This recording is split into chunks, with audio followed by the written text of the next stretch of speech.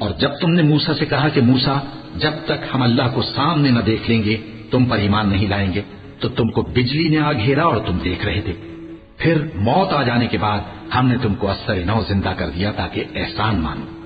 और हमने बादल का तुम पर साया किए रखा और तुम्हारे लिए मन और सलवा उतारते रहे कि जो पाकीज़ा चीजें हमने तुमको अता फरमाई हैं उनको खाओ पियो, मगर तुम्हारे बुजुर्गों ने उन नेमतों की कुछ कदर न जानी और वो हमारा कुछ नहीं बिगाड़ते थे बल्कि अपना ही नुकसान करते थे।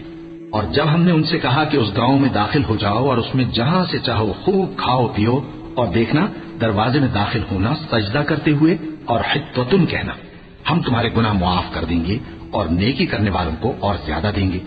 तो जो जालिम थे उन्होंने उस लफ्ज को जिसका उनको हुक्म दिया था बदलकर उसकी जगह और लफ्ज कहना शुरू किया। बस हमने उन जालिमों पर आसमान से अजाब नाजिल किया क्योंकि नाफरमानियां किए जाते थे।